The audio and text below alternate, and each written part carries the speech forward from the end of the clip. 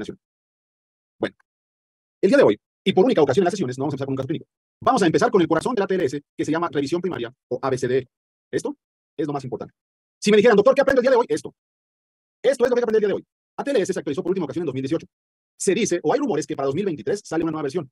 Se dice que van a instaurar el XABDE para pacientes con exsanguíneos transfusiones o con sangrados intensos. Antes se usaba el BACDE.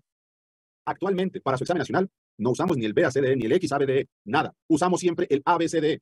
Entonces, por favor, el día de hoy, apréndanse y recuerdan eso. Siempre en todo paciente, en el contexto de un trauma, vamos a utilizar nuestro ABCD.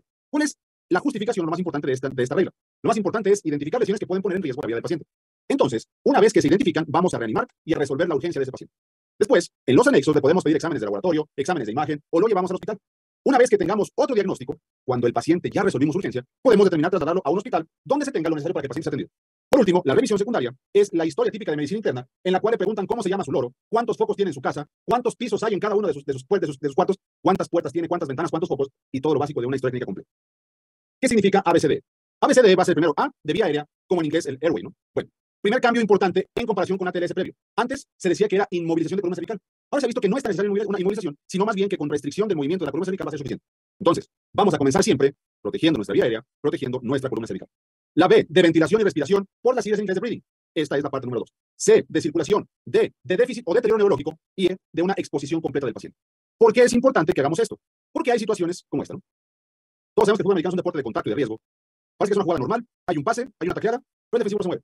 Llega su amigo, le pone la mano, el defensivo no la mueve, llega una persona a la cabeza, se inmoviliza el casco, le inmovilizan las extremidades y comienzan a atenderlo como debe ser. El partido se pausa, el tiempo que sea necesario, hay un protocolo establecido, ingresa a la camilla, se le hace inmovilización, ven que parece una jugada normal. El problema es el contacto de la pierna o el muslo con la cabeza, ¿no?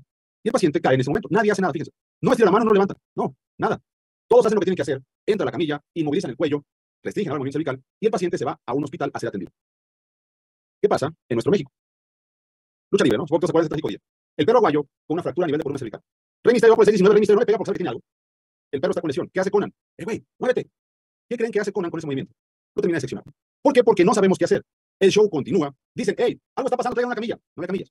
Improvisaron la tabla de la transmisión de los comentaristas como una camilla. Dicen, hey, que venga la ambulancia. No cabía la ambulancia en el sitio donde estaban. Entonces, por situaciones como estas, es por las que son imprescindibles un adecuado conocimiento de qué hacer en un paciente con trauma. Bueno, revisión primaria entonces.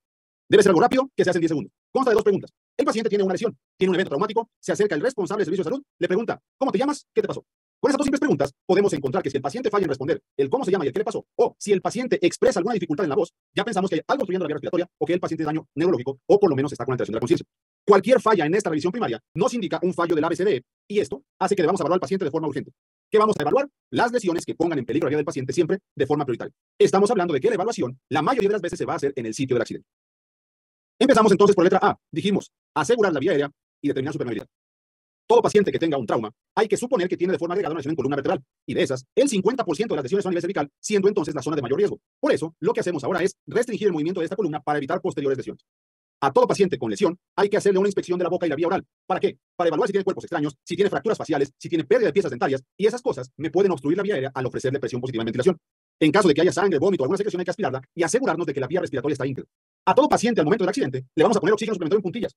Después, revisamos que no tenga nada en la boca antes de poner la mascarilla o hacer presión positiva. Hay una maniobra que es la de elevar el mentón. Al elevarlo, hacemos vertical la vía respiratoria, favoreciendo la entrada de aire sin ninguna restricción, y esto hace que el paciente pueda respirar mejor.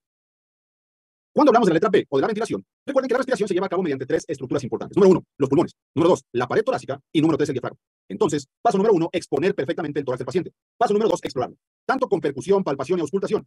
Si encuentro una falla de alguno de estos 3, piensen que el paciente puede estar en riesgo.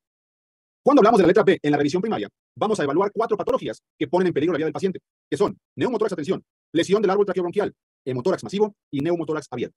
Y vamos a hablar del segundo cambio de ATLS en comparación con la versión anterior. Antes, en lugar de lesión del árbol traqueobronquial, se encontraban los pacientes con tórax inestable. Ahora se ha visto que estos pacientes requieren atención prioritaria y por eso se ha cambiado a lesión del árbol traqueobronquial como una de las 4 que ponen en peligro la vida del paciente. Muy bien. Vamos con los casos ahora sí.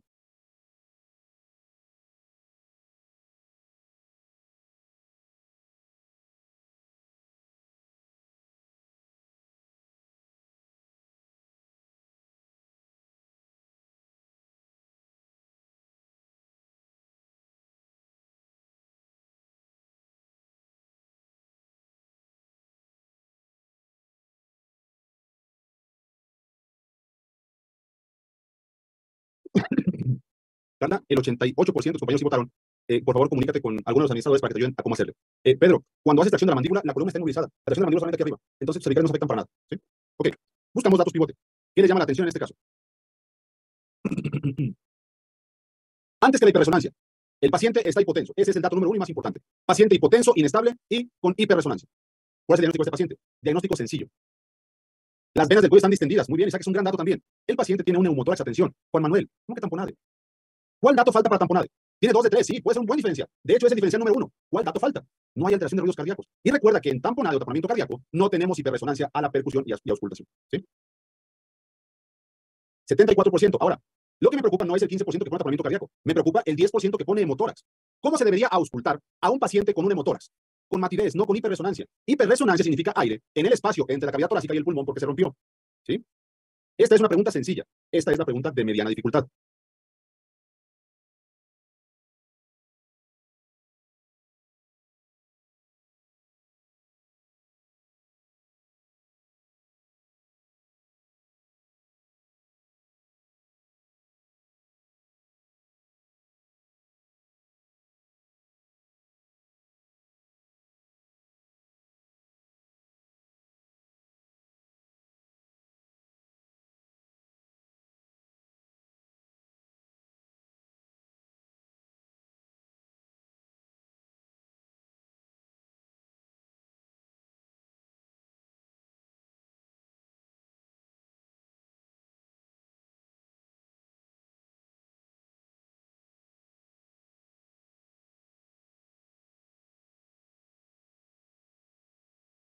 Ok, esta es la pregunta compleja del caso. ¿Qué opción descarto fácilmente? Jorge, ya votó el 95% de tus compañeros. Número 1. El diagnóstico de neumotórax. Atención, ¿cómo se hace? El diagnóstico es clínico y de urgencia. Entonces, radiografía jamás es necesaria para confirmar. Porque recuerden que dijimos que muy probablemente este paciente está tirado en la calle después de un accidente y no tiene acceso a tomarse una radiografía. O además, si lo tuviera, estamos ante una urgencia. No está justificado perder tiempo para una radiografía. Entonces, en examen nacional, si les presentan una radiografía, es muy probable que el diagnóstico no sea neumotórax. Atención, porque nunca va a estar justificado. ¿Qué otra opción descarto fácilmente? ¿Por qué descarto la D? La sonda en doble oral sería el último paso, ¿no? No es tan tardado, César, pero es el último paso, no es lo más importante. Lo más importante es resolver la urgencia. Y la urgencia se resuelve descomprimiendo el tórax, ¿no? ¿Están de acuerdo? Ok. ¿Dónde descomprimo? ¿En el quinto espacio o en el segundo espacio? Se descomprime en el quinto espacio intercostal. Siguiente cambio, tercer cambio del día de hoy, en cuanto a ATLS de la versión anterior a esta versión. ¿Por qué? Hagan un ejercicio, por favor, y tóquense todos su segundo espacio intercostal. Toquen la clavícula primero y segundo. Sientan cómo está el pectoral ahí, ¿no? Cuando bajamos hasta el quinto, ya no hay pectoral. Entonces, es una zona más delgada y con mayor tasa de éxito para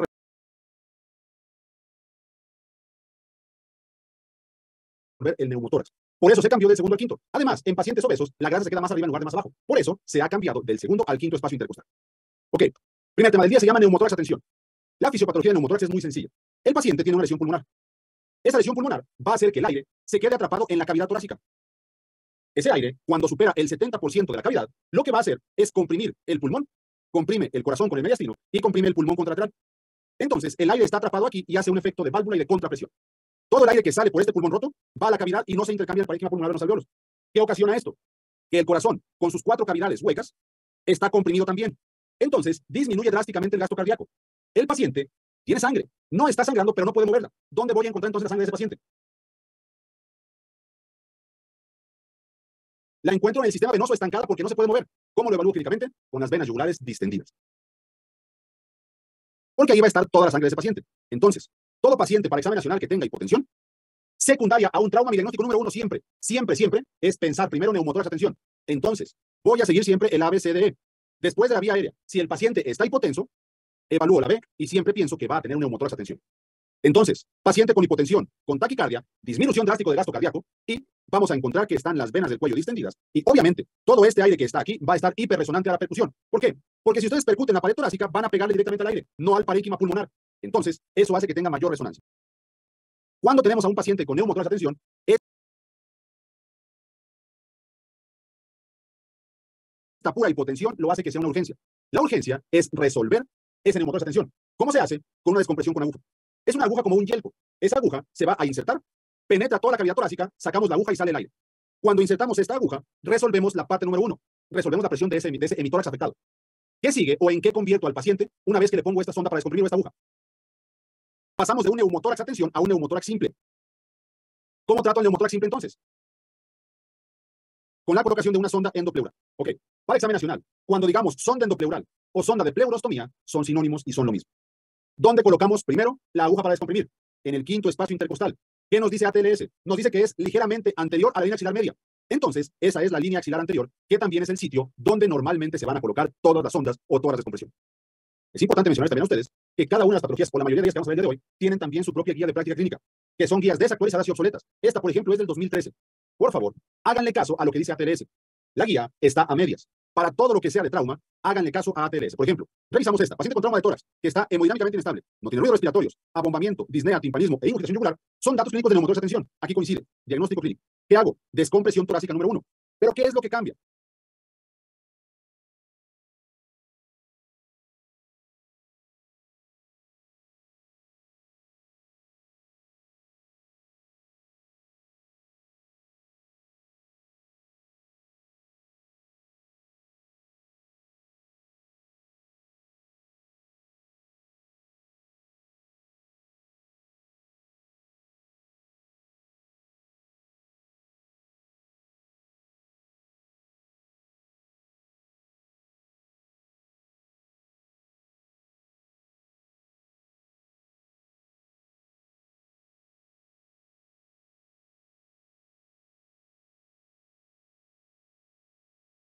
Fíjense, nos dice que la descompresión es en el segundo espacio intercostal. ¿En cuál dijimos que debe ser? En el quinto espacio intercostal. Otro cambio. La guía dice que es una sonda de 6.5 centímetros, un catéter pues. Ese catéter ya no es la medida ideal esa. ¿Por qué? Porque ATLS tiene base en Estados Unidos. Estados Unidos, país número 1 en obesidad. Se ha visto que en la edición anterior, hasta un 40% de los pacientes con neumoatención que les ponían sonda de 6.5 centímetros no llegaba. ¿Qué hicieron entonces? La hicieron más grande. Y la sonda que se pone actualmente es de 8.5 centímetros. Esa es otra gran diferencia. Lo que sí, que es el mismo catéter. El catéter debe ser de 14 French de forma ideal. Entonces, tengo una aguja de descompresión de 8.5 centímetros de largo y 14 French de ancho. La coloco y eso va a descomprimir. Una vez que descomprimo y el paciente recupera su tensión arterial normal, porque ya le quité la presión al pulmón y al mediastino, la circulación vuelve a funcionar normal, ya lo convertí a un neumotórax simple. ¿Qué hago? Le coloco su sonda endopleura. Entonces, le vamos a hacer caso a lo que dice ATLS. Siempre, neumotórax de tensión, diagnóstico clínico. ¿Dónde ponemos el catéter? Catéter largo, ya vimos de cuánto, quinto espacio intercostal, anterior a la línea axilar media. Ya dijimos que es la línea axilar anterior. Muy bien. Preguntas, doctores, sobre el primer tema del día. Ingrid, para examen nacional, 8.5 centímetros, sí.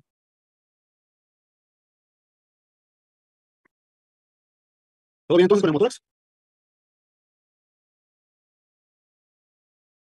Ramón, estás equivocado. El ultrasonido FAST no te sirve para un paciente con neumotórax de tensión. Si el manual recuerda, si el manual lo dice, recuérdame qué página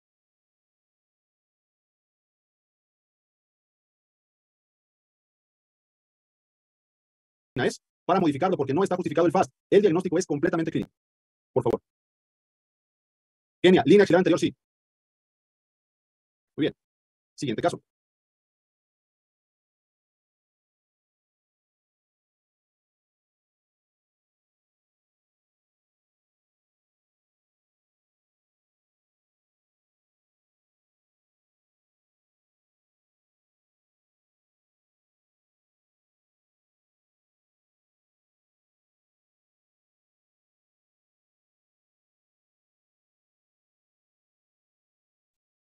Muy bien. Pregunta sencilla, ¿no? ¿Cuál es la diferencia entonces que le acabamos de decir entre un neumotórax de tensión y un neumotórax masivo? La diferencia es que en el neumotórax voy a auscultar matriz a la percusión. Bueno, parece que el día de hoy trabajamos solamente con el 80% de ustedes, ¿no? Obviamente, los ruidos respiratorios están disminuidos, por supuesto que sí. Quien pone esa respuesta tiene razón, pero lo más importante es la matriz, eso es lo típico, ¿sí? Que, segunda patología del día de hoy que pone en peligro la vida del paciente, se llama hemotórax masivo. Hemotórax masivo lo definiremos como el acúmulo de más de 1.500 mililitros de sangre en la cavidad torácica. La fisiopatología entonces es exactamente igual que un neumotórax a tensión.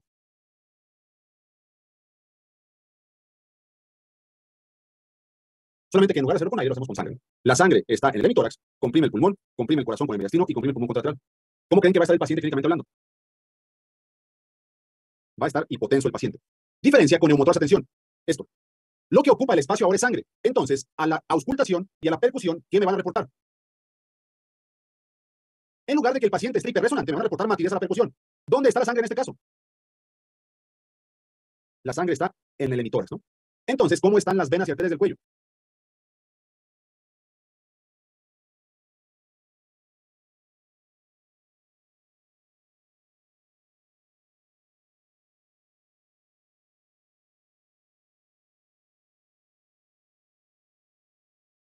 completamente aplanadas porque toda la sangre de circulación está acá.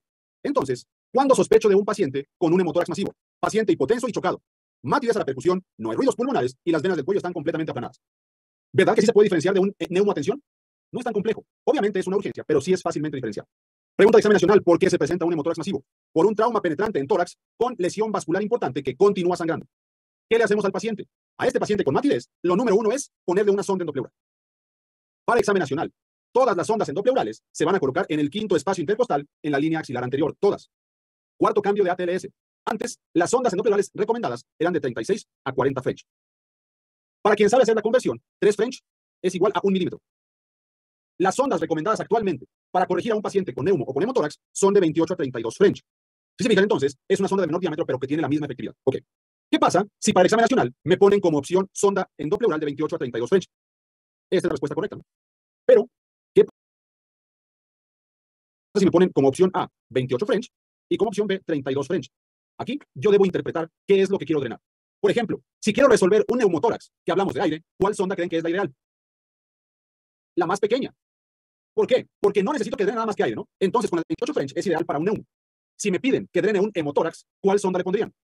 La más gruesa, ¿no? ¿Por qué? Porque sale la sangre más fácil con una sonda de 32 French. Les repito, lo normal y lo típico es que les pongan la misma opción con los dos diferentes calibres. Si los llegan a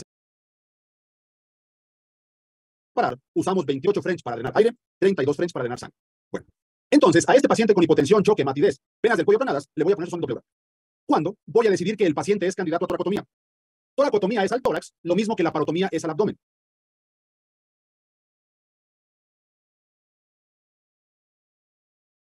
¿Qué significa entonces toracotomía? Que le voy a abrir todo el tórax para evaluar tanto pulmones o cavidad pulmonar como mediastino. Si el paciente, cuando le pongo la sonda, drena 1500 mililitros de sangre o más de golpe, esto se llama a la apertura. Esto es indicación de que el paciente está sangrando, que la lesión fue en un vaso importante y que la lesión no se ha controlado, que el paciente va a requerir cirugía. O, si le pongo la sonda, no me drenó más de 1500 a la apertura, pero tengo un drenaje mayor a 200 mililitros por hora, por al menos 2 horas, ese paciente tiene indicación también que requiere cirugía de urgencia. Muy bien, doctores. Preguntas sobre hemotórax masivo.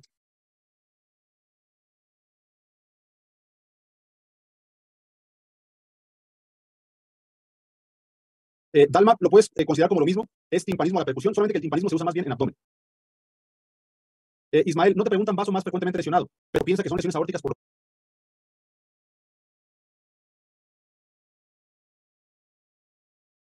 general. Juan Manuel, así es. El gasto es cuando tienes menos de 1500 a la apertura, pero gasta más de 200 mililitros por hora después de que la colocas, lo metes también a cirugía. César, en México sí se usa la autotransfusión, pero es compleja de obtener porque el aparato cuesta entre 7 y 10 millones de pesos. Alfredo, ¿tú crees que tenemos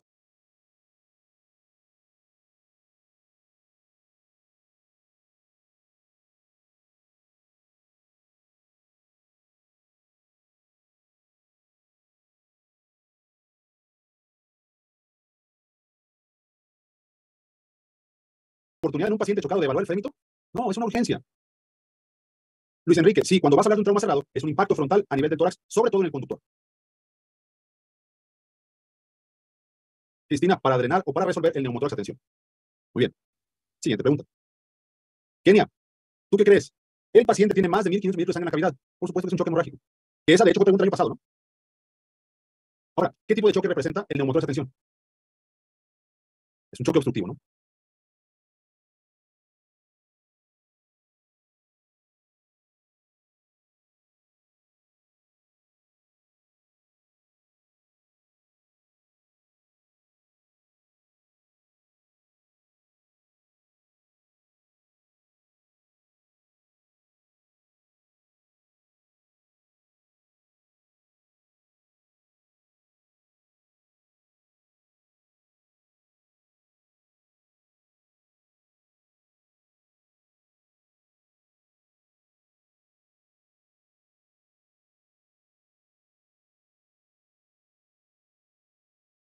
Andrea, así es. Ok, pregunta sencilla, ¿no? ¿Qué le hacemos a este paciente? Paciente con neumotórax abierto, hay que colocarle un apósito oclusivo sobre la herida, dejando un lado libre. Bueno,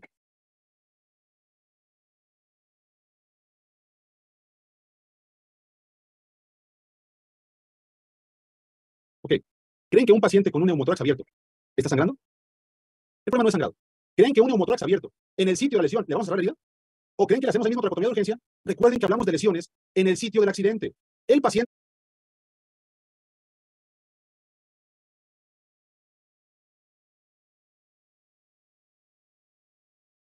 no va a llegar al hospital y el vagabundo que pida fuera al hospital va a bajar y va a abrir. En ese caso, a lo mejor sí va directo a la tracotomía. Lo importante es estabilizarlo. Recuerden que hablamos de estabilización del paciente. Tercera patología se llama neumotórax abierto. Obviamente, como su nombre lo dice, ahora lo que se abre es la pared torácica. Tengo evidencia de lesión de la pared torácica. El problema es que, si ustedes se acuerdan, normalmente dentro del tórax la presión es negativa. ¿Por qué? ¿O para qué? Para que el pulmón se pueda expandir sin ningún problema. Bueno, ¿qué pasa cuando está rota la pared torácica? La presión atmosférica se equipara con la intratorácica. Entonces, en lugar de que el pulmón se pueda expandir, el aire de afuera penetra hacia adentro. Entonces, la fisiopatología es la misma que un neumotórax de tensión.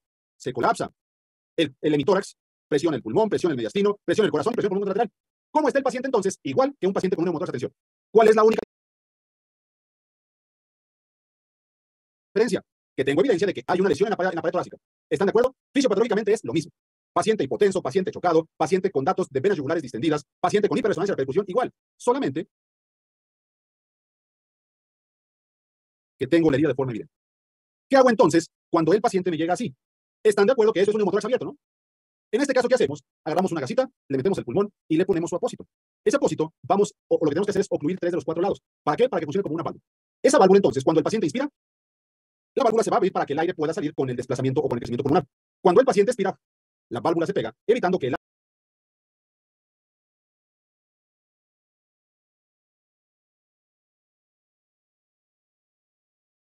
aire entre a la cavidad. Eso va a ser el tratamiento más importante en lo que llega al hospital. ¿Qué hacemos en este paciente cuando llega al hospital? Antes que la sonda, ¿qué le hago en la cirugía? ¿Qué más, Morelia? Muy bien, César. Lo primero que voy a hacer es cerrar la lesión. ¿Están de acuerdo entonces que si a este paciente le meto el pulmón y le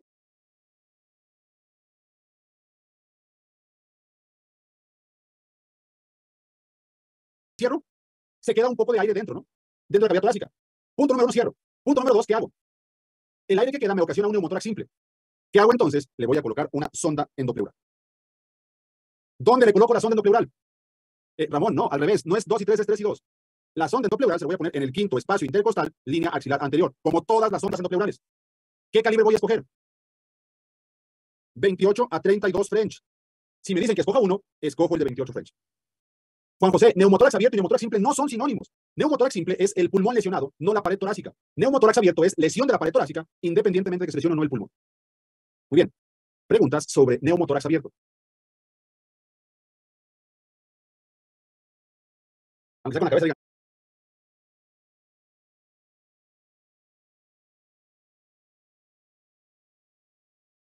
No, vamos bien. Jesús, primero reparación, luego la sonda, así es. Muy bien. Por último, hablaremos de las lesiones del árbol traqueobronquial. Preguntas de examen nacional. Cuando el paciente tiene esta lesión, esas lesiones se van a producir 1 pulgada por arriba o por abajo de la carina. Recuerden que la carina es la bifurcación traqueal. Entonces, 1 pulgada o 2,54 centímetros por arriba o por abajo es donde suele haber esta lesión. ¿Qué más les pueden preguntar? Mecanismo típico de esta lesión. Una desaceleración rápida o lo que es lo mismo, un choque con impacto frontal. El paciente va a tener hemoptisis, va a tener enfisema subcutáneo, va a estar cianótico y el pulmón no se va a expandir. Entonces, fíjense, paciente con cianosis, va a estar hipotenso, con no expansión pulmonar, con datos de hiperresonancia. ¿Qué piensan ustedes? Pensamos neumotórax de tensión, ¿no? ¿Qué hacemos? Descomprimimos, ponemos su sonda.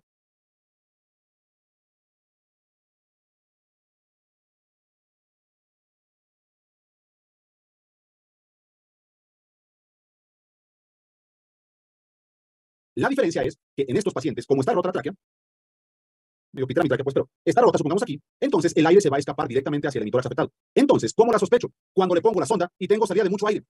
Si sale mucho aire, tiene hemoptisis, enfisema subcutáneo, piensen en una lesión del árbol traqueobronquial. ¿Cuál es el problema de estas lesiones? Que normalmente entre 95 y 98% de los pacientes se mueren en el sitio del accidente. Cuando el paciente logra llegar a quirófano o a un hospital, la lesión la confirmamos mediante una broncoscopía.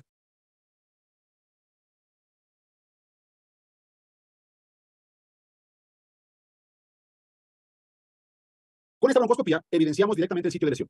Al paciente hay que meterlo a operar para reparar su tráquea. Esta entonces se va a hacer con una intubación selectiva. ¿Qué es intubación selectiva? Supongamos que el paciente tiene una lesión a este nivel. Aquí está la carina, la primera pulgada. Está lesionado el pulmón derecho. ¿Qué hago entonces? Le meto un tubo que llegue directamente al bronquio izquierdo. Para que este pulmón ventile de forma normal, lo meto a cirugía y reparo esta lesión. Pregunta difícil de hace 2 años. ¿Cuál es la sutura ideal para reparar tráquea? Obviamente pregunta compleja que no deberían de saber, que es una pregunta control y una pregunta muy difícil. La sutura ideal es un monofilamento no absorbible. ¿Cuáles monofilamentos no absorbibles conocen? Muy bien, Manuel, como el problema de forma ideal.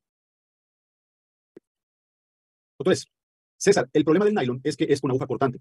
La diferencia entre nylon y prolene es la aguja. Nylon tiene aguja cortante, prolene tiene aguja roma. Por eso preferimos el prolene. Jonathan, el que te pongan. De forma ideal, 3-0, si no el que te ponga. Muy bien. Ya vimos 4 lesiones que ponen en peligro la vida del paciente. ¿Tienen alguna duda de esta parte? ¿No? Jesús, no te van a preguntar el término, sutura nada más de la tráquea. Entonces será bronquio, ¿no? Muy bien. Vamos ahora. Patricia, ya hablamos de eso. Signo de rodeo de caballo no es de neumotórax, no es relevante. Cristian, es una pulgada o hacia arriba o hacia abajo, hacia cualquier dirección. Ya dejamos atrás la letra B y vamos ahora con la letra C. La hemorragia es la causa número 1 de muertes que pueden ser prevenibles. ¿Cuál es el objetivo ante un paciente que está sangrando? Número 1, identificar de dónde sangra. Número 2, controlar el sangrado. Y número 3, reanimar al paciente. Ok, importante, ya vimos. Cuando el paciente está hipotenso, mi sospecha número 1, ¿cuál debe ser? Jesús, ¿cómo hemotórax? No. Sospecha número 1 en paciente con hipotensión, neumotórax.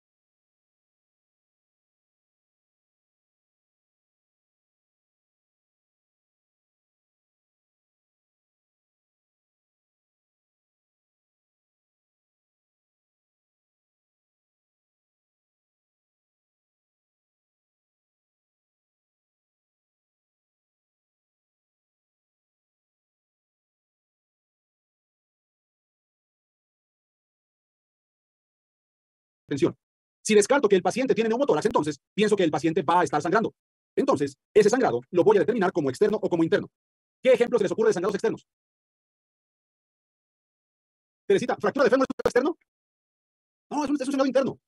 Una amputación, un navajeado. Imagínense que navajean aquí a nivel del plexo braquial. Va a estar sangrando. Imagínense una lesión en cráneo. Va a estar sangrando. Sangrado externo es cualquiera que tenga evidencia a la exploración física de que está sangrando. Cuando el sangrado es externo, lo veo y lo voy a corregir en la evaluación inicial. ¿Cómo lo corrijo? Con la llamada presión externa. Si el paciente no cede después de 10 minutos a la presión externa, le vamos a aplicar un torniquete. Pregunta de examen nacional. ¿Cuál es el tiempo máximo que puede dejar un torniquete? Muy bien, Flor. El máximo es 40 minutos, porque si no, la extremidad se va a perder. Cuando hablamos de sangrado interno, vamos a buscarlo en tórax. ¿Cuál es el sangrado interno del tórax? ¿Cuál vimos ahorita? El hemotórax masivo. Lo voy a buscar en abdomen, lo voy a buscar en pelvis o lo voy a buscar en huesos largos. Eso es sangrado interno. Y la mayoría de las ocasiones, el sangrado interno debe ser confirmado con algún estudio de imagen siempre. ¿Qué hago entonces en la evaluación de un paciente con trauma e hipotensión que sospecho que está sangrando?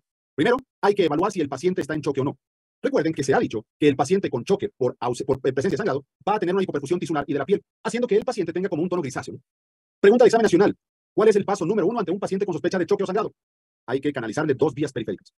Pregunta de examen nacional. ¿De qué calibre? El calibre ideal son 18 gauge. Recuerden que a diferencia de los French, el gauge es una medida que a más gauge es menos amplio el lumen.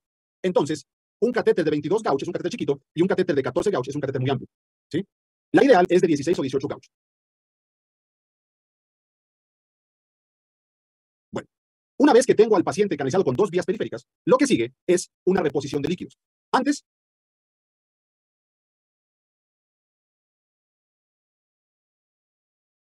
se decía que el paciente le vamos a dar una reposición agresiva del volumen. Eso se ha visto que aumenta la mortalidad y ya no está justificado.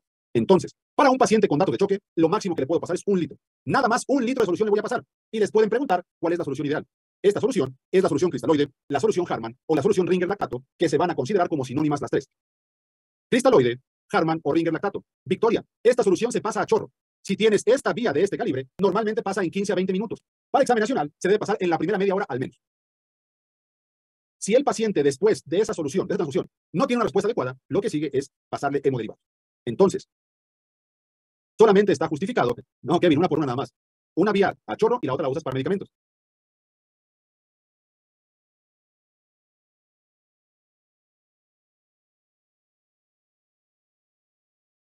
Importante mencionar también que las soluciones deben ser calentadas. Todo lo que le pasemos al paciente, desde soluciones y sangre, debe estar a temperatura ambiente entre 37 a 40 grados centígrados. Si estamos en un hospital de primer nivel, hay unas bolsitas calentadoras. Si estamos en un hospital de Secretaría de Salud o de IMSS o sector de salud en general, el calentador es la axila del interno. Bueno, la parte de la evaluación del paciente con choque y hemorragia la vamos a ver en la siguiente sesión. Esto solamente es la parte inicial del ABCD. ¿Tienen alguna pregunta de lo que vamos a ver? Adriana, como recomendación, no metas la sangre en microondas nunca. Ningún hemodiderivado lo metas al microondas.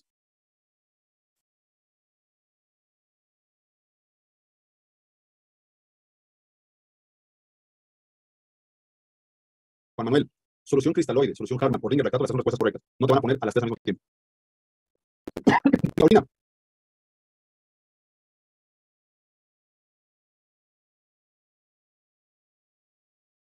Piensa a un paciente con una lesión en cuero cabelludo y ves que sangra, eso es un sangrado externo. Sangrado externo que puedes evaluar. Por ejemplo, paciente que se amputó una pierna, es un sangrado externo. Paciente, por ejemplo, que eres médico de Plaza de Toros y te da una cornada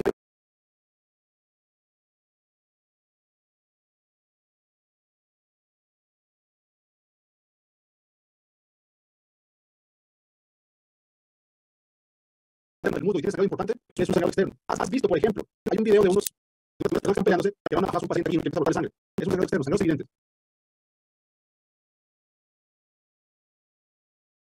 Juan José, estás descomprimiendo con una aguja muy pequeña y no estás abriendo la tórax como tal. Porque recuerda que dijimos que en el mismo sitio donde pones la aguja de descompresión vas a poner solo nuclear. Doctor, yo he dicho como 20 preguntas de examen nacional, no me acuerdo de todas. Muy bien, vamos ahora a la letra D. La letra D vamos a evaluar el déficit neurológico y S la vamos a evaluar con base al nivel de conciencia del paciente usando la escala de Coma de Glasgow.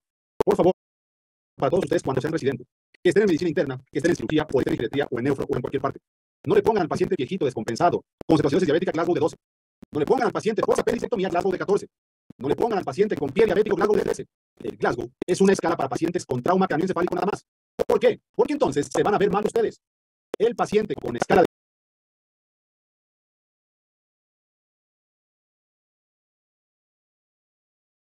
Glasgow evaluada es solamente para trauma craneoencefálico. Bueno, en trauma craneoencefálico vamos a evaluar la famosa OMB. Parte ocular, parte motora y parte verbal. De estas tres partes, el puntaje motor es el más importante de todos, porque a mejor puntaje motor, mejor resultado final del paciente. Y para examen nacional y para la vida real, todo paciente que tenga alteración del estado de conciencia va a ser resultado de una lesión a nivel del sistema nervioso central hasta demostrar lo contrario. ¿Qué otros datos puedo estar haciendo o puedo encontrar la exploración? El tamaño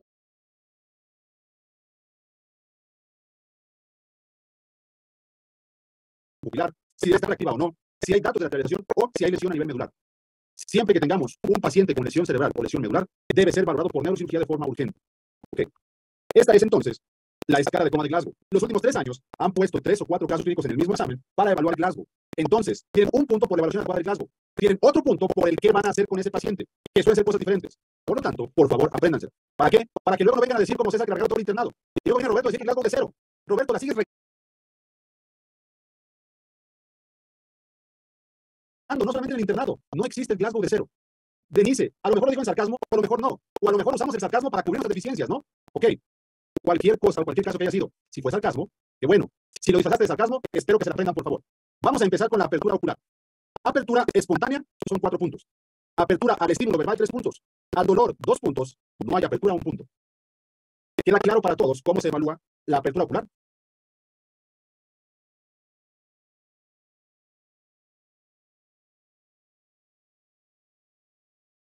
Sencillo, ¿no? Bueno, vamos ahora con la respuesta motora. La respuesta motora es probablemente la más compleja de todas. Paciente que obedece órdenes, 6 puntos. Localiza dolor, 5 puntos. Retira al dolor, 4 puntos.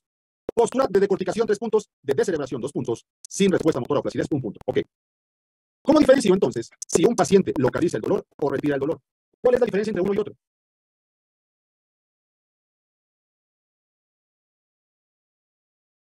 Normalmente,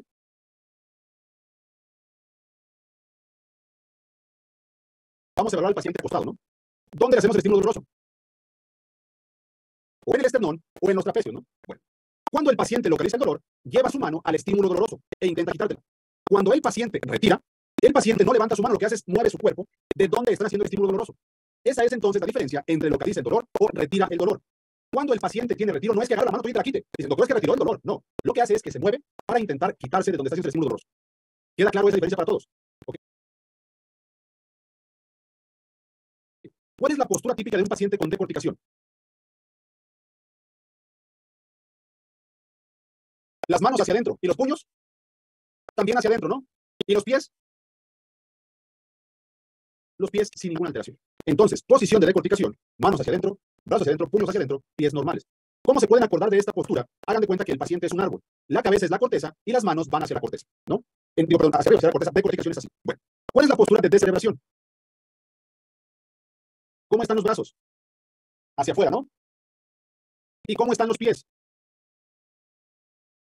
Haciendo extensión dorsal, como si estuvieran haciendo, como si estuvieran tono. Entonces, brazos y pies en extensión es la postura de descerebración. Es importante mencionar que cuando un paciente tiene una postura de decorticación, piensen que hay lesión en la corteza cerebral. Cuando el paciente tiene una lesión o postura de descerebración, es porque el paciente tiene afección del tallo cerebral ya. Es una lesión más profunda y por lo tanto que va a recuperarse menos. Cuando el paciente está flácido, pues ya no tiene más que un punto. Ok. En cuanto a respuesta verbal, que es la última a evaluar, paciente orientada, 5 puntos. Paciente con conversación confusa, 4 puntos. Palabras inapropiadas, 3. Sonidos incomprensibles, 2. Sin respuesta, 1. Ok. Aquí viene otra parte compleja. ¿Cómo evalúo o cómo es característicamente una conversación confusa? Mariana, de cortecación, de corteza, de cerebración, de tal. Más o menos como las mañaneras de nuestro presidente, eso sería lo que consideramos una conversación confusa. El paciente tiene una hilación o un ritmo adecuado de habla, pero no tiene sentido lo que está diciendo. A eso le llamaremos conversación confusa. Palabras inapropiadas. ¿A qué se refiere con esta evaluación? Lo típico son groserías, ¿no? ¿Pero qué más? Por ejemplo, que el paciente hace pausa entre palabra y palabra y no tiene sentido en una oración, o no logra conjugar una oración con esas palabras. A eso le llamaríamos palabras inapropiadas. Cuando hablamos de sonidos incomprensibles, ¿a qué nos referimos? A sonidos guturales, a balbuceos o algo como esto, ¿no? Más o menos así, consideraremos un sonido incomprensible, ¿no? María José, te sentiste con evaluación verbal de 2, ¿verdad? Ok. ¿Alguien tiene alguna duda de cómo evaluar los componentes del Glasgow? Pero también es un excelente ejemplo de sonidos incomprensibles, ¿no? Valeria, si han preguntado Glasgow en pediátricos, esa evaluación se verá en las sesiones extras con el doctor Ketz. Luis Enrique, localiza el dolor, lleva su extremidad a donde está haciendo estímulo doloroso, retira, es que quita el cuerpo. Les iba a poner, yo tengo otros datos, pero creo que queda claro a qué nos referimos cuando hablamos de conversión confusa, ¿no? Ok, esto es en cuanto a la letra T. Vamos ahora a la letra E. Es importante entonces que siempre desnudemos al paciente por todos lados para evaluarlo. Una vez que lo revisemos completo, hay que cubrirlo con una temperatura adecuada en la habitación y un ambiente cálido. ¿Por qué? Te voy a contar una historia muy rápida de una paciente que tenemos en el hospital. Una paciente de 24 años que le gusta andar en moto. Andaba con su morrito en moto y se caen y derrapan. Sin ropa adecuada, obviamente. Bueno, ella llega al hospital con datos de líquido libre en cavidad. La meten a cirugía, el vaso estaba roto y hacen esplenectomía. La paciente estuvo estable hasta 5 días después que la quieren extubar y no puede.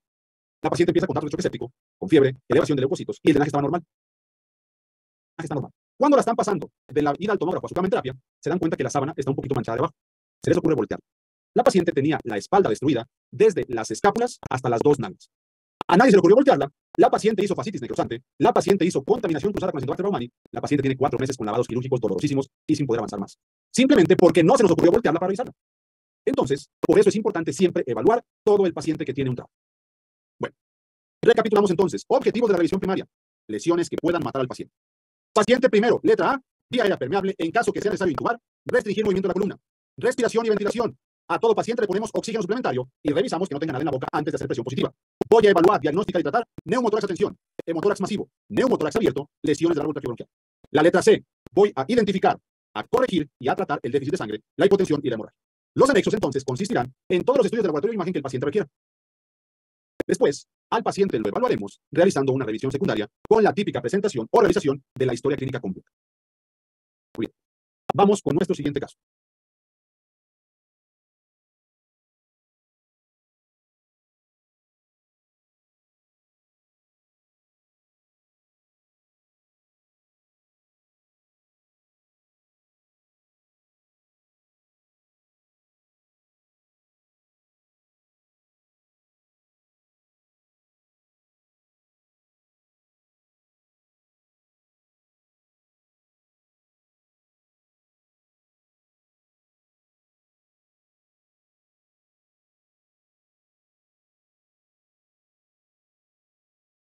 Muy bien, buscamos datos pivote. Venga. Hay gorgoteo, hay restos de vómito antes de eso. Paciente con trauma que está inconsciente y fractura de cráneo. ¿Cuál es la palabra clave para evaluar a esta paciente? No es inconsciente, no es trauma craneoencefálico, no es fractura de cráneo. La palabra clave es A, B, C, D, E. Este algoritmo es lo clave para todo paciente. Ok. ¿Cuál es el primer paso del ABCDE? ¿Cuál de estas 4 opciones no tiene que ver nada con el ABCDE, con la letra A específicamente? ¿En algún momento hemos hablado de hacer nota con paciente? ¿Cuál no es una medida respiratoria? La sonda no es, no hay una comunicación entre los pulmones y el estómago que requiera que saque el aire con la sonda, ¿no? No sirve de nada. ¿Qué hago entonces a este paciente que tiene resto de vómito en la cara y en la ropa? ¿Qué dijimos que es lo más importante después de poner oxígeno? Revisar que no tenga nada antes de dar presión positiva. Pero hay un 26% de ustedes con complejo de cirujano, de neurocirujano, de traumatólogo que quieren ver las fracturas de los huesos. No, lo más importante es tener paciente para hacer tomografía, porque 26% de ustedes mataron al paciente. 7% le puso sonda, quién sabe para qué. Pero recuerden que ante un paciente con fractura de cráneo está proscrita la sonda nasogástrica. ¿Por qué? Porque se puede ir al parénquima cerebral, como una imagen que anda rondando en internet de un interno acomedido que le puso sonda a un paciente y se la puso en materia gris. Muy bien, recapitulamos. La vía aérea permeable, vamos a proporcionar siempre oxígeno suplementario. Pero antes de dar presión positiva o intubar a un paciente, vamos a aspirar cualquier resto de vómito, cualquier sangre o secreción. Vamos a evaluar que no hay un cuerpo extraño, como que se iba comiendo un dulce, como que se le quebró un diente o cualquier cosa. Restringimos el movimiento de la columna cervical, elevamos el mentón y siempre antes de dar presión a esa vía respiratoria, aseguramos que no haya nada dentro de la boca. Siguiente caso.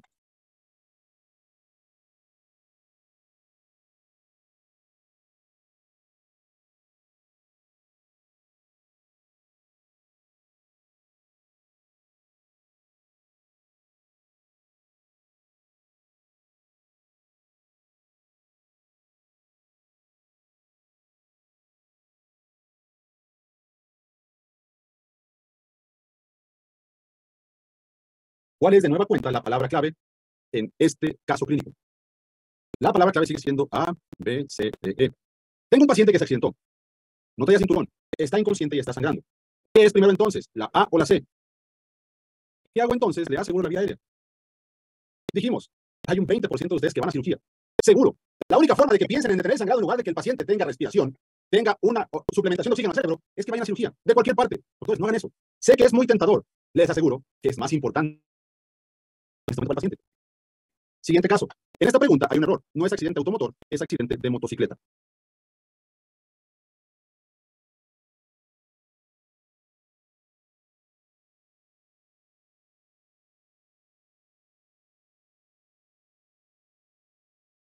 ¿Alguien sabe cuál es la velocidad de riesgo?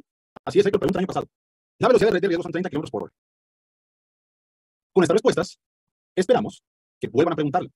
Luis Enrique, ¿pregunta difícil o no? Ya sabes que es 30 en moto y 60 en autos, como dice Kevin.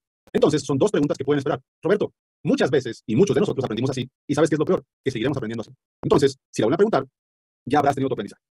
Ok, hemos acabado con la parte inicial del ABCDE. ¿Tienen alguna pregunta sobre lo que acabamos de ver?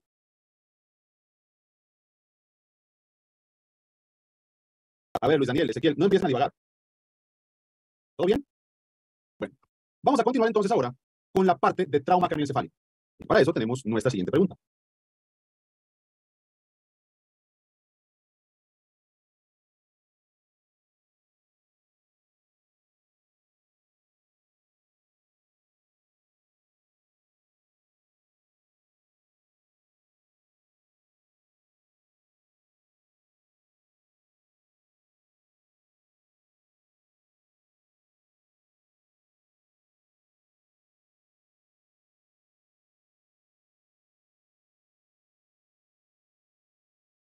Muy bien, vamos a comenzar entonces con los cálculos del Glasgow. Veamos con los dedos acá sacando cuentas, ¿no? Vamos a hacer nuestro OMB. ¿Ocular cuánto? Jesús, ¿cómo que 2? No abre los ojos, es un punto. Ya sabemos quién sacó la respuesta, ¿no? Ok. Motor, ¿cuánto? Verbal. Dice palabras, palabras incomprensibles, lo tomaremos como un 3. El paciente tiene un Glasgow de 8. ¿Cómo cataloga un paciente con Glasgow de 8? Como un trauma craneoencefálico severo, y esos traumas, lo más importante es oro intubar al paciente. A ver, doctores. A ver. Creo que aquí hay unas opciones que son muy fáciles de descartar, ¿no? ¿El paciente está sangrando, sí o no? Si el paciente no sangra y no es un paciente chocado, ¿para qué le canalizo vías periféricas? O sea, sí va a ser útil, pero no es lo más importante en este momento. Segundo, ¿el paciente está hipotenso, sí o no? Si no está hipotenso, ¿para qué busco entonces lesiones en tórax? Tercero, ¿qué creen que va a pasar si a un paciente con Glasgow de 8 lo mandamos a TAC? No hay paciente para operar después. Entonces, no se olviden de la parte número 1 para examen nacional. Mantengan vivo al paciente. No maten al paciente con sus decisiones. Es la parte más importante de este caso de examinación. Muy bien. Otra vez entonces, ABCDE, que ya lo vimos. Escala de coma de Glasgow también, que ya vimos. Se las dejo para repaso. ¿Qué es importante? ¿Cómo evalúo, con base a esa escala de Glasgow, el puntaje para estos pacientes? Vamos a ver lo que dice ATLS. ATLS primero dice, paciente con un Glasgow de 13 a 15, lo consideraré trauma craneoencefálico leve. Después dice, paciente con un Glasgow de 9 a 12, lo considero lesión moderada o trauma moderado. Paciente con puntaje de 8 hacia abajo, lo considero como trauma severo. ¿Qué hago ante un paciente que tiene un trauma craneoencefálico leve? Lo que voy a hacer, completar su historia, evaluar si tiene factores de riesgo para lesión o no, si tiene indicaciones de tomografía o no, y hasta el 99% de pacientes se va a su casa sin complicación. El paciente con trauma craneoencefálico moderado siempre va a requerir tomografía, siempre va a requerir preparación con cruce y tipificación de sangre y siempre va a requerir valoración por neurocirugía. El 90 a 95% de pacientes con trauma craneoencefálico moderado van a presentar una evolución adecuada. Yanina, ¿te estás durmiendo o qué? Cuando hablamos de pacientes con trauma craneoencefálico severo, estos pacientes requieren de forma urgente una tomografía, de forma urgente una valoración por neurocirugía y de forma urgente cruce y tipificación de sangre, porque es muy probable que esos pacientes requieran cirugía. Este paciente, desde el momento que tiene un Glasgow de 8 hacia abajo, ese paciente debe ser sometido a intubación orotraqueal. Siempre. Paso número 1 en un paciente con trauma severo es intubarlo. Es importante que sepan ustedes que la guía de práctica clínica mexicana nos da otros datos. Debemos estar acostumbrados a tener otros datos, ¿no? Por ejemplo, la GPC dice pacientes con Glasgow de 14 o 15 es trauma leve, 9 a 13 moderado, severo de 8 hacia abajo es igual. Para examen nacional, hacemos caso a lo que dice ATLS. Entonces, pacientes con Glasgow de 13, 14 o 15, trauma leve, 9 a 12 moderado, 8 hacia abajo, trauma severo. Siguiente caso. Bueno, continuación del caso.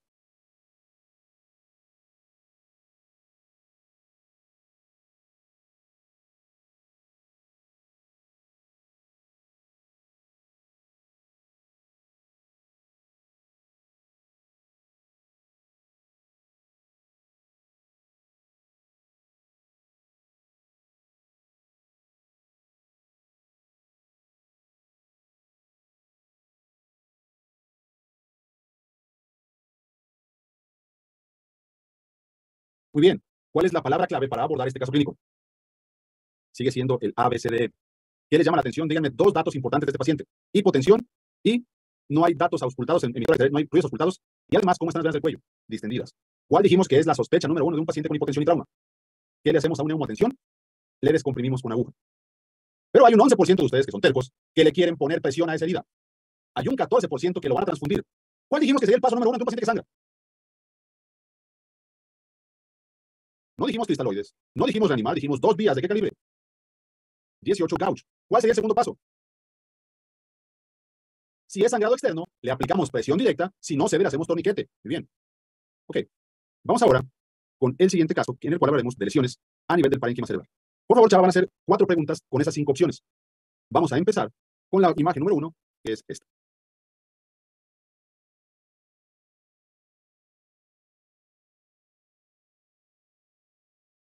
Las opciones se pueden repetir en caso de que lo consideren adecuado.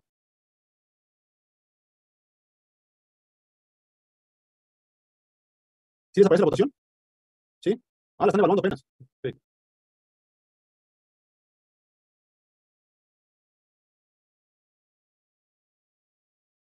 No, chava, así no es. Hay que hacer de una por una. Sí, tienes razón. Las 5 opciones es para preguntas individuales. Vamos, Jesús, vamos. Si no, chava, una pregunta genérica de 5 opciones también.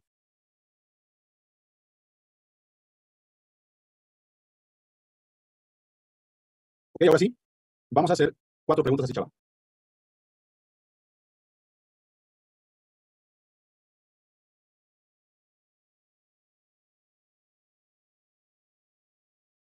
Muy bien, vamos con la siguiente imagen, que es esta lesión.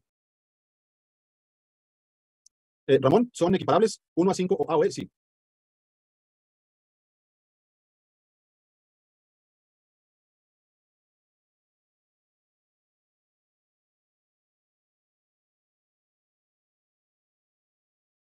Muy bien, vamos con nuestra siguiente lesión, que es esta.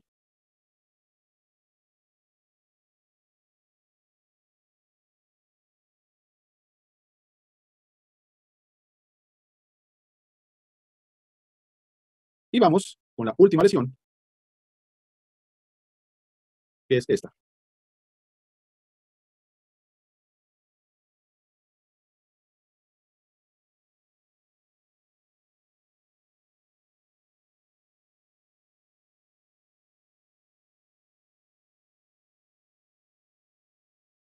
Muy bien, vamos con la lesión número 1. La lesión número 1, ¿con qué es compatible? Con una lesión dentro del parénquima cerebral, lesión intraparenquimatosa. Resultado de la primera, por favor, chava. 85%, muy bien. La lesión número 2. En esta lesión, ¿dónde encuentro esta sangre o qué características tiene? Está en el espacio subaracnoideo junto con las circunvoluciones. Por eso estas imágenes es donde está cada una de las circunvoluciones donde hay sangre. Entonces, a eso le llamamos hemorragia subaracnoidea. Vemos la segunda, por favor, chava. Bueno, 54%, bajó mucho el porcentaje de personas que la sacaron bien. Ok, lesión 3, ¿qué tipo de imagen es esta? Imagen en os, imagen en semiluna, imagen en plátano. Esto es compatible con un hematoma subdural. Vemos, por favor, chava, la número 3. 76%. Y la última, ¿cuál es la imagen típica? ¿Cómo se llama esta imagen? Imagen en bolillo, imagen biconvexa, imagen en limón, en balón de fútbol americano bilenticular. Esa se llama hematoma epidural. ¿Resultados, por favor, chava? Bueno, parece que está trabajando más del 75% de ustedes, ¿no? Bueno, el 80%, pues dijimos que se pueden equivocar 5%. Ok, vamos a hablar entonces ahora del trauma craneoencefálico. El trauma craneoencefálico es muy importante porque los pacientes con trauma severo, muchos de ellos van a morirse antes de llegar al hospital. Los que no se mueren van a tener secuelas importantes o alguna discapacidad mayor. Por lo tanto, la meta ante un paciente con un trauma craneoencefálico severo es evitar que tengan lesión secundaria después de conservarles la vida. Esto lo vamos a hacer controlando de forma adecuada la presión arterial y la oxigenación de ese paciente. Todo paciente con trauma craneoencefálico severo o moderado, debemos preocuparnos por, una vez que el paciente puede estar estable, pedirle siempre una tomografía de cráneo. Y vamos a hablar un poco acerca de la anatomía del cráneo. Y anatomía en general, ¿por qué? Porque es importante que sepamos que el cráneo va a ser siempre irregular. El hecho de que sea irregular va a contribuir a que pueda presentar lesiones en el tejido o parénquima cerebral cuando hay algún trauma craneoencefálico importante. Vamos a empezar con el cuero cabelludo. El cuero cabelludo está altamente irrigado, por lo que pacientes con lesiones en cuero cabelludo pueden presentar un sangrado importante. ¿Cómo se le llama a un paciente con lesión de cuero cabelludo que está sangrando? ¿Hola? Se le llama lesión en escalpe. Un escalpe es sangrado profuso a nivel de una herida en cuero cabelludo. Bueno, recuerden que el cuero cabelludo por dentro va a tener múltiples salientes y depresiones óseas. Eso es importante cuando vayamos a ver los tipos de hematomas y las capas del cerebro. La primera capa que vamos a tener de afuera hacia adentro, después del cráneo, se llama dura madre. La dura madre es una capa fibrosa, como su nombre lo dice, dura, que va a estar adherida a la cara interna del cráneo. Entonces, aquí voy a encontrar mi primer espacio. El espacio que encuentro entre el cráneo y la dura madre se llama espacio epidural, que es el origen de los hematomas epidurales. Siguiente capa hacia adentro se llama capa aracnoides. La aracnoides es una capa delgada y transparente inmediatamente después o por debajo de la dura madre. Aquí tengo mi siguiente espacio. El espacio por debajo de la dura se llama subdural, que es el origen o donde se alojan los hematomas subdurales. Por último, tenemos una capa que va a estar adosada o adherida al parénquima o al tejido cerebral como tal. Esa capa se llama pía madre. Y aquí tengo mi tercer espacio. El espacio que encuentro entre la aracnoides y la pía madre se va a llamar espacio subaracnoideo, que este espacio va a estar favorecido o encontrado lleno por líquidos cefalorraquídeos siempre. Entonces tengo tres espacios importantes: espacio epidural, espacio subdural y espacio subaracnoideo o por debajo de la aracnoides. Siguiente pregunta, también de Renal 2022.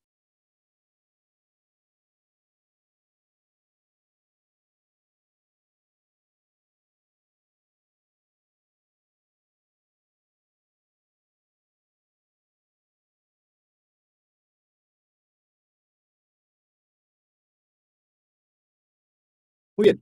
Cuando hablamos de presión de perfusión cerebral, hay que recordar cómo se saca esta presión. ¿Alguien recuerda cómo se saca? La presión arterial media entre la presión intracraneal. ¿Cuál es la presión intracraneal normal? Normalmente de 10 a 15 o 20 milímetros de mercurio. Entonces, la presión de perfusión cerebral normal la vamos a considerar que es de 50 a 70 milímetros de mercurio. También pregunta del año pasado de examen nacional. Fátima, deja el celular. Ok, la presión intracerebral normal va a ser entonces de 10 a 20 milímetros de mercurio. ¿Por qué es importante saber esta presión intracerebral? Porque cuando tenemos una presión como esta, el paciente puede de alguna forma contrarrestar de forma sencilla las elevaciones de presión a nivel del tejido cerebral, porque se logra ajustar a una perfusión adecuada independientemente de que se eleve la presión arterial o no. El paciente que tiene lesión cerebral ya no va a poder hacerlo, y esto es un dato importante para que el paciente tenga lesión como tal del parénquima. Bueno, para esto vamos a hablar también de la llamada doctrina o ley de Monroe-Kent. ¿Qué significa o qué dice esta doctrina? Nos dice que el cráneo es una estructura rígida, el cual no puede adaptarse a cambiar o no tiene como tal compliance para poder tener dentro de él más volumen del permitido. Entonces, el cráneo tiene un volumen establecido de lo que puede estar dentro de él. Ese volumen normalmente va a estar lleno por el parénquima cerebral, por la sangre arterial, por la sangre venosa y por el líquido cefalorraquídeo. Estos van a convivir en perfecta armonía dentro del cráneo. ¿Qué pasa cuando hay una lesión ocupativa, como por ejemplo un tumor? El tumor va a ir creciendo poco a poco. El cráneo va a compensar sacando líquido cefalorraquídeo y sacando sangre venosa. Lo que siempre debe permanecer constante es el parénquima cerebral y la sangre arterial. ¿Qué pasa cuando esa lesión es una lesión ocupativa en agudo como un sangrado? Esa lesión llega a un momento en el que el paciente ya no puede compensar más. Ya sacó todo el líquido cefalorraquídeo que podía, ya sacó toda la sangre venosa que podía, y lo que sigue es sacar sangre arterial o sacar parénquima cerebral. ¿Qué pasa al tejido cerebral si sale la sangre arterial? ¿Qué le sucede? Va a presentar isquemia del cerebro. ¿Qué sucede si sale el parénquima cerebral? Se va a herniar el cerebro, lo cual no es compatible con la vida. Pregunta sencilla del examen nacional: ¿por dónde se hernia el cerebro? Por el foramen magno o agujero magno a nivel del hueso occipital. Queda claro entonces para todos por qué es importante la ley de Monroe-Kelly y por qué resulta de vital importancia drenar este hematoma o esa sangre que llega de forma abrupta o aguda a un cráneo. Así, aunque se hagan, por favor. ¿Sí? Muy bien. ¿Qué puede pasar con un trauma craneoencefálico? Puede presentarse como trauma cerrado o trauma penetrante. Trauma cerrado de alta o baja velocidad, trauma penetrante con arma de fuego o lesión por arma punzocortante. La gravedad la vamos a determinar con base en la escala de Coma de Glasgow. Puede haber fracturas tanto de la bóveda como de la base. Fracturas de la bóveda, lineales o estrelladas, deprimidas o no deprimidas, abiertas o cerradas. Las de la base, con o sin salida de cefalorraquídeo o con o sin parálisis del nervio craneal número 7. Y cuando hablamos de lesiones intracraneanas, las vamos a dividir en focales o difusas. Las focales, las que ya vimos, hematoma epidural, subdural o intraparenquimatoso. Las difusas, por lo general, son secundarias a una contusión en la cual no tengo ninguna evidencia de focalización de lesión a nivel del tejido cerebral. Esto es una lesión cerebral difusa. Siempre que nosotros evaluemos un ataque de cráneo, la parte inicial que vamos a hacer es partir el ataque a la mitad. Nunca me queda bien la mitad, déjame ver si lo puedo corregir un poquito mejor. Ahí queda un poquito mejor. Esa mitad, siempre voy a buscar que lo que tengo de un lado lo tengo del otro. Si encuentro lo mismo de un lado que de otro, es un ataque que no tiene datos de focalización. Pero vean cómo en estas tomografías no alcanzo a ver circunvoluciones. No veo espacio entre un lado y otro y veo los sitios o los ventrículos completamente comprimidos. A eso le llamaremos lesión cerebral difusa, que es compatible también con un edema cerebral. Cuando hablamos de lesiones focales, las lesiones focales son las que ya vimos. La lesión A, forma de bolillo, ¿qué es? Hematoma epidural. La lesión B, forma de semiluna, ¿qué es? Hematoma subdural. La lesión C, fíjense cómo a pesar de que hay una lesión aquí y otra acá, son diferentes. No son iguales, por lo tanto son lesiones focales, que son lesiones intraparenquimatosas o hemorragia intracerebral. Bueno, ¿qué hago ante un paciente con trauma craneoencefálico leve? Recuerden que dijimos que el paciente va a tener un rasgo entre 13 y 15. Le hacemos su historia completa, lo evaluamos y lo normal es que ese paciente se vaya de alta. A los pacientes con trauma craneoencefálico leve, por lo general, no les vamos a hacer TAC más que en circunstancias puntuales que veremos un poco más adelante. Y lo normal es que el paciente se vaya a casa. Vamos con otra pregunta bono del año pasado.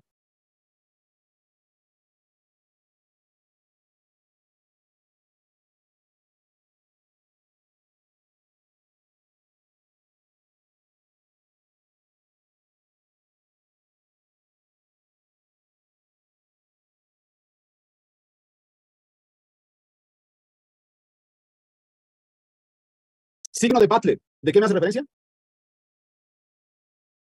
De fractura del piso medio del cráneo. A ver, 53% nada más. Fíjense cómo hemos puesto aproximadamente 10 preguntas de exámenes el año pasado y han sido respuestas similares. Por eso las siguen preguntando, porque son preguntas de las consideradas fáciles con respuestas muy bajas. Ok, ¿cuáles van a ser entonces las indicaciones de que a un paciente que tenga un trauma craneoencefálico leve le voy a pedir tomografía? Fíjense, si el paciente no recupera el rasgo de 15, a la evaluación de 2 horas después. Paciente con fracturas de base de cráneo. Por ejemplo, este niño, ¿cómo se llama ese signo? Se llaman ojos de mapache, sospecho de fractura de cráneo, por lo tanto le voy a pedir tomografía. Paciente con vómito, ¿por qué creen que un paciente que está vomitando le voy a pedir TAC?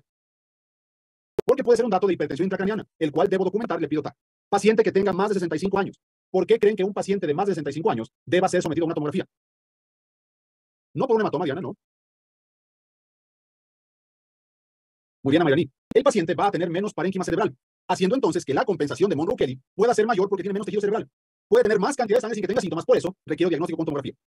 Paciente que tenga pérdida de conciencia de más de 5 minutos o amnesia previa mayor a 30 minutos. Paciente con cefalea interna. Paciente que tenga alguna focalización de la lesión. Paciente con coagulopatía. ¿Por qué se les ocurre que un paciente con coagulopatía debe ser sometido a una tomografía? Porque tiene mayor riesgo de sangrado. Entonces, la tomografía la voy a considerar como el estándar de oro para todo paciente al que voy a evaluar con un trauma craneoencefálico. Siempre. Es el mejor estudio que puedo pedir para un trauma craneoencefálico. ¿Qué hago entonces con un paciente que tiene un trauma moderado? Dijimos, el paciente tiene un rasgo de 9 a 12. Paso número 1 para un paciente con trauma moderado. Paso número 1, si hablamos de ABCD, Iván, el paciente no está inconsciente. Paso número 1 está. Paso número 2, ¿cuál es? Neurocirujano. Esos son los 2 pasos más importantes para un paciente con trauma craneoencefálico moderado. El paciente con trauma severo es algo similar. Paso número 1 para paciente con trauma craneoencefálico severo. Paso número 2, ¿cuál? TAC urgente. Y paso número 3, neurocirugía urgente. Esa es la forma de evaluar a un paciente con trauma craneoencefálico severo. Y entonces vamos a hablar de cuáles son los pasos ideales para manejar a un paciente con trauma severo. Okay. Paso número 1, intubar al paciente. Paso que está causando este trauma severo. Lo más importante, el sangrado. Paso número 3, manejo con soluciones. ¿Qué pasa si a un paciente con trauma severo, que sospecho que tiene edema cerebral, le agrego o le doy manejo con solución hipotónica o solución glucosada? ¿Qué le pasa al paciente? Va a presentar aumento de edema cerebral, aumenta presión intracerebral, favorece isquemia del tejido cerebral, herniación y muerte. Por eso, no está justificada ni solución hipotónica ni solución glucosada. La solución ideal es la solución salina, la solución Harman o la solución Ringer lactato para este paciente. La mayoría de los pacientes con trauma craneoencefálico severo van a tener elevación de la presión intracraniana. Entonces voy a tener 2 opciones de manejo para esos pacientes. Escenario número 1, paciente con elevación de la presión intracraniana que va a estar o normotenso o hipertenso. ¿Cuál es el fármaco de elección? Para la presión cerebral, para disminuir la presión. El de elección para pacientes normo o hipertensos es el manitol. ¿Qué pasa si a un paciente hipotenso le doy manitol? Pregunta del examen nacional del año pasado. Voy a favorecer que tenga choque. ¿Bajo qué fundamento el paciente va a tener choque? ¿Isquemia de dónde, Ignacio? ¿Del parénquima cerebral? No. ¿Hay hipovolemia? ¿Qué es isquemia entonces? De acuerdo, Omar, manitol es diurético. Bien, José Antonio. Al paciente que tenga aumento de presión intracerebral, pero que esté hipotenso y le damos mannitol, lo vamos a favorecer que presente choque porque vamos a favorecer la uresis. El paciente lo que va a presentar entonces, como complicación, es una necrosis tubular aguda del tejido renal. Esta es la complicación más grave de mannitol en paciente hipotenso. Esto preguntaba el año pasado y esto mata al paciente. ¿Qué hago entonces para manejar la presión intracerebral de un paciente con trauma severo más hipotensión? Lo que voy a hacer entonces, controlarla con barbitúricos. ¿Cuál es el barbitúrico que más frecuente les pueden preguntar? El fenobarbital. Ok. Siguiente escenario. Otra cosa que ha cambiado con el ATLS es que antes se usaba esteroides para todo paciente con trauma craneoencefálico y con trauma medular. Ya se ha visto que los esteroides no sirven de nada y por lo tanto ya no está justificado su uso en pacientes con trauma. ¿Se acuerdan que dijimos que cuando el paciente tiene o una hemorragia subaracnoidea o un hematoma subdural, la sangre va a estar en contacto con el parénquima cerebral, ¿no? O es muy frecuente incluso que el parénquima esté dañado para presentar sangrado. Bueno, en esos casos deben ustedes saber que la sangre es altamente irritativa para el parénquima cerebral. ¿Qué significa eso? Que cuando hay lesiones que afectan el parénquima cerebral, el paciente va a presentar convulsiones favorecidas por irritación sanguínea. A los pacientes que tengan convulsiones descontroladas se le llamará estatus epiléptico no controlado. Para el paciente en estatus epiléptico, el anticomicial de elección es la fenitoína. Todo paciente con trauma craneoencefálico severo más convulsiones hay que tratarlo con fenitoína para disminuir o controlar esas crisis convulsivas. Lo último que hay que aprenderse es esta tablita. Esa tablita representa 6 preguntas del año pasado del examen nacional. Fíjense, ¿qué preguntaron? ¿Cuál es la presión sistólica ideal a mantener? De 100 para arriba. ¿Cuál es la hemoglobina ideal a mantener? De 7 para arriba. ¿Cuál es la presión parcial de oxígeno ideal? De 100 hacia arriba. La presión de CO2, 35 a 45. Y por último, preguntaron cuál es la pulsoximetría a mantener en los pacientes, que es mayor a 95% de saturación. ¿Se acuerdan? Al inicio pueden ser los dos parámetros más importantes que mencionamos a controlar en un paciente con trauma craneoencefálico severo. La presión arterial y la saturación. Por eso son los que suelen preguntar con mayor frecuencia para examinación. Muy bien, doctores. Preguntas hasta lo que vamos en este momento. Mario, sí se puede justificar el Trendelenburg para pacientes con TCE porque simplemente el hecho de que el paciente tenga la cabeza más abajo disminuye su presión cerebral, sí está justificado. Nidia, perdón, Montserrat, para examen nacional, hiperperfusión no está justificada por ATLS. Nidia, vamos a hablar de lesiones focales un poco más adelante. Priscila, dijimos que el fenobarbital. César, la solución salina al 3% la puedes justificar con una solución examen nacional, por eso no la ponemos aquí.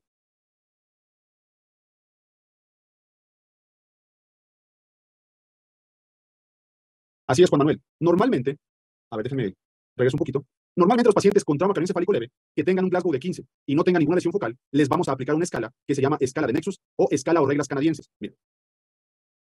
Otra vez, a los pacientes con un trauma craneoencefálico leve, siempre que tengan Glasgow de 15, le vamos a aplicar 2 criterios.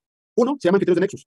Otro se llaman reglas canadienses para mecanismo de riesgo de trauma. Por ejemplo, si el paciente tiene un mecanismo peligroso de trauma, como caída de más de 1 metro o 5 escalones, como golpe axial en la cabeza, como accidente en motor a más de 100 kilómetros por hora, que dio vueltas, que salió eyectado, vehículo de recreación o accidente en colisión o motocicleta, esos son mecanismos de riesgo. Si el paciente, en este caso, presenta un mecanismo de riesgo, siempre y cuando tenga un Glasgow de 15, a este paciente le pedimos una radiografía. La segunda opción es que este paciente tenga además alguno de los criterios de las reglas Nexus. ¿Cuáles son los criterios de Nexus? Primero, paciente con déficit neurológico. Segundo, paciente con intoxicación por alcohol. Tercero, paciente con lesión que me pueda distraer. Cuarto, paciente que no pueda contar su historia. O quinto, paciente con dolor a nivel de la columna. Si el paciente no tiene ninguno de estos, no le hago radiografía. Si el paciente tiene al menos uno de esos criterios, le hago radiografía. Les repito, estamos en el escenario de un paciente con trauma leve y Glasgow de 15. Por ejemplo, si el paciente tiene déficit neurológico, le hago radiografía. Si el paciente está intoxicado por alcohol, le hago radiografía. Si el paciente tiene alguna lesión extrema, también. Si el paciente no me puede contar su historia o qué le pasó, le hago radiografía. Si al paciente le duele en la parte de la columna medular, columna espinal, le hago radiografía. Con un criterio de Nexus que tenga, es indicación de radiografía. Si no tiene ninguno, no le hago radiografía.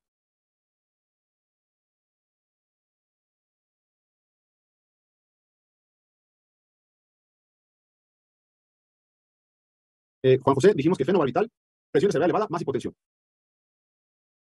Adriana, dijimos que el edema de parénquima es una lesión cerebral difusa. Lucia Fernanda, no se da profilaxis para convulsiones, no. Luis Enrique, imagínate que ese paciente tiene una amputación de una pierna. ¿Tú crees que si está amputada una pierna, le va a doler más la columna? Eso es una lesión distractoria. Frank, las reglas de Nexus y las canadienses son solamente para pacientes con trauma craneoencefálico leve y Glasgow de 15. ¿Más preguntas? ¿No? Muy bien. Vamos a receso, doctores. Son las 6:08. Hay que tomar 15 minutos y regresamos para la parte 2, por favor.